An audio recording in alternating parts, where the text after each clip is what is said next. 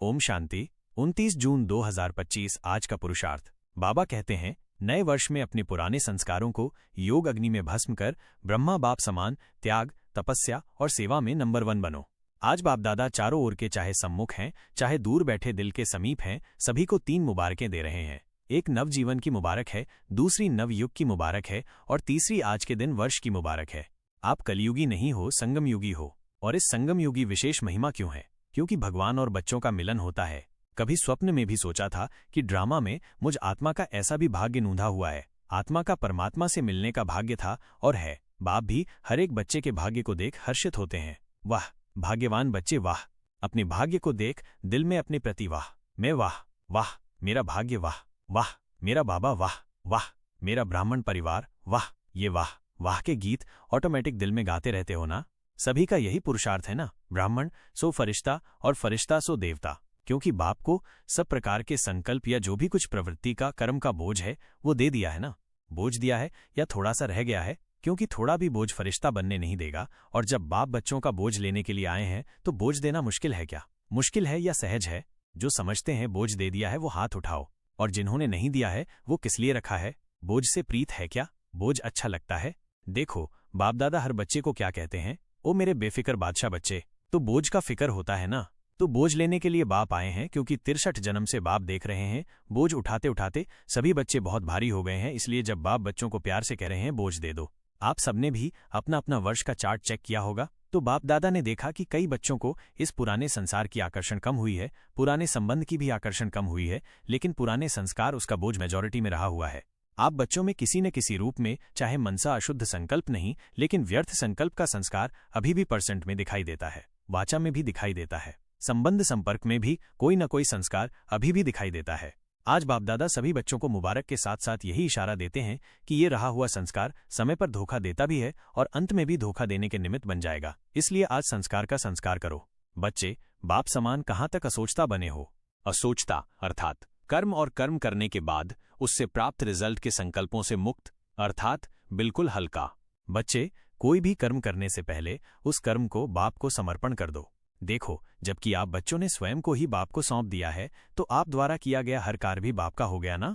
बस इसके लिए बिल्कुल सच्चा दिल चाहिए। सच्चे दिल से जब आप बाप को समर्पण हो जाते हो, अर्थात क्या, क्यों, कैसे से मुक्त हो जाते हो, तो बाप भी आपकी अंगुली पकड़ आपको मंजिल तक पहुंचा देता है।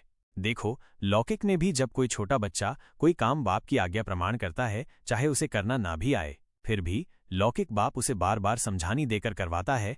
फिर बच्चे के स्वयं प्रति प्यार और विश्वास को देख खुद ही वो काम कर देता है। यहाँ मैं पारलौकिक बाप आपके दिल के हर संकल्प को जानता हूँ, फिर कैसे ना मैं अपने बच्चों की हर इच्छा को पूरी न करूँ। बस आप निश्चय रख, निश्चिंत रहो। ड्रामा के हर सीन में कल्याण समझो।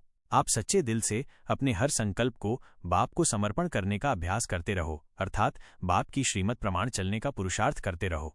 कोई भी गलती हो या विस्मृति हो, उसे भी बाप को सौंप हल्के हो जाओ। नहीं स्वयं की गलती पर, नहीं दूसरों की गलती पर समय बर्बाद करो, अर्थात हर बात में अपना कल्याण समझ पुरुषार्थ करने में तत्पर रहो। बस अलबेले मत होना, नहीं मैं और मेरेपन में फंसना। आप बच्चों को सच्चे दिल से बाप की श्रीमत प्रमाण पुरुषार्थ करना है। संपन्न तो आपको बाप ही बनाएगा, तभी तो अचानक और आश्चर्यजनक परिवर्तन होगा। बस बाप पर और स्वयं के विजयी रत्न बनने पर 100% निश्चय रख, निश्चिंत रहो। अर्थात क्या, क्यों, कैसे में मत फंसो, फिर देखना बाप की कमाल, अर्थात वेट एंड वॉच। अच्छा, ओम शांति। मुख्य बिंदुओं की गहन व्याख्या। आज के मुरली के कुछ महत्वपूर्ण बिंदु हैं जिनकी गहराई से समझ हमें अपने पुरुषार्थ को और सशक्त बनाने में मदद करेगी। 1. पुराने संस्कारों को योग अग्नि में भस्म करना। बाबा इस नए वर्ष में पुराने संस्कारों को योग अग्नि में भस्म करने पर जोर दे रहे हैं। इसका अर्थ है कि हमारी जो पुरानी आदतें, सोच विचार और व्यवहार के पैटर्न हैं जो हमें आत्मिक उन्नति से रोकते हैं, उन्हें हमें योग परमात्मा से कनेक्शन की शक्ति से समाप्त करना है। ये संस्कार सिर्फ बाहरी व्यवहार तक सीमित नहीं हैं, बल्कि मन के सूक्ष्म व्यर्थ संकल्पों और नकारात्मक भावनाओं को भी शामिल करते हैं। ब्रह्मा बाप समान त्याग, तपस्या और सेवा में नंबर 1 बनने का मतलब है कि हमें अपने स्वार्थों का त्याग कर एकाग्रता से परमात्मा की याद में रहकर और निस्वार्थ भाव से दूसरों की सेवा कर स्वयं को आदर्श बनाना है। पुराने संस्कारों का बोझ हमें हल्का नहीं बनने देता और फरिश्ता बनने के लिए इस बोझ को पूरी तरह से समाप्त करना आवश्यक है। 2.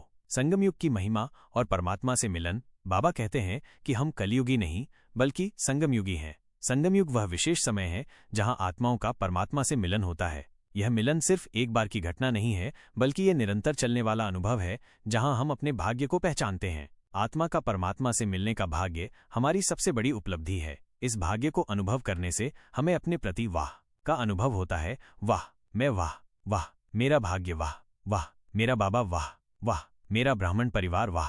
यह आंतरिक खुशी और संतुष्टि का अनुभव है जो हमें अपने आत्मिक स्वरूप और परमात्मा के साथ संबंध की गहराई को महसूस कराता है। 3. बोझ को बाप को समर्पित करना। बाबा बार बार जोर देते हैं कि हमें अपने सारे बोझ बाप को दे देने चाहिए। ये बोझ हमारे कर्मों के, विचारों के और प्रवृत्तियों के हो सकते हैं। 63 जन्मों से हम इन बोझों को उठाते आए हैं और इसी कारण भारी हो गए हैं। जब बाप स्वयं हमारे बोझ लेने के लिए आए हैं तो उन्हें समर्पण करना कठिन क्यों होना चाहिए? थोड़ा भी बोझ हमें फरिश्ता बनने नहीं देगा। फरिश्ता बनने का अर्थ है बिल्कुल हल्का और मुक्त होना, किसी भी प्रकार के बंधन या चिंता से परे। अगर हम बोझ को पकड़े रहते हैं तो इसका मतलब है कि हमें उनसे प्रीत है, यानी हमें वे अच्छे लगते हैं। बाबा हमें बेफिक्र बादशाह बच्चे कहते हैं, जिसका अर्थ है चिंता मुक्त और निडर। चिंता मुक्त होने के लिए बोझ का त्याग करना अनिवार्य है। 4. पुराने संस्कारों का बोझ और संस्कार का संस्कार करो। मुरली में स्पष्ट रूप से बताया गया है कि कई बच्चों में पुराने संसार और संबंधों के प्रति आकर्षण कम हुई है, लेकिन पुराने संस्कार, उनका बोझ मेजॉरिटी में रहा हुआ है। ये संस्कार सूक्ष्म रूप में व्यर्थ संकल्पों, वाचा में और संबंध संपर्क में दिखाई देते हैं। बाबा कहते हैं कि ये संस्कार समय पर धोखा देते भी हैं और अंत में भी धोखा देने के निमित्त बन जाते हैं। इसलिए बाबा का इशारा है, आज संस्कार का संस्कार करो। इसका अर्थ है कि हमें अपने उन बचे हुए संस्कारों को पहचानना है और उन्हें समाप्त करने का पुरुषार्थ करना है। यह एक गहन आंतरिक शुद्धि की प्रक्रिया है जहां हम अपने हर विचार, शब्द और व्यवहार को परमात्मा के श्रीमत के अनुसार ढालते हैं। 5. असोचता बनना और कर्मों को समर्पित करना। बाबा हमें असोचता बनने की शिक्षा देते हैं। असोचता अर्थात कर्म और कर्म करने के बाद उससे प्राप्त रिजल्ट के संकल्पों से मुक्त, अर्थात बिल्कुल हल्का।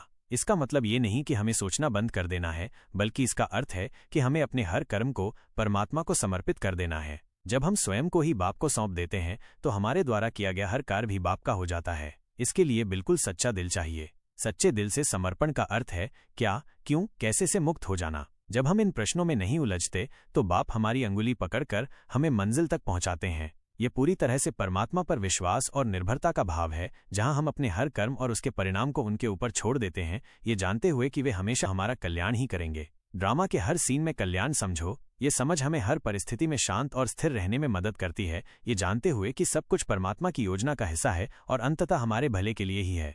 यह पुरुषार्थ निरंतर अभ्यास का विषय है, जिसमें हमें अलबेले नहीं होना है और मैं और मेरेपन में नहीं फंसना है। हमें सच्चे दिल से बाप की श्रीमत पर चलना है और संपन्न तो बाप ही बनाएगा। अंत में बाप पर और स्वयं के विजयी रत्न बनने पर 100% निश्चय रख, निश्चिंत रहो। अर्थात क्या, क्यों, कैसे में मत फंसो। ये विश्वास ही हमें परमात्मा की कमाल देखने में मदद करेगा। Wait and watch.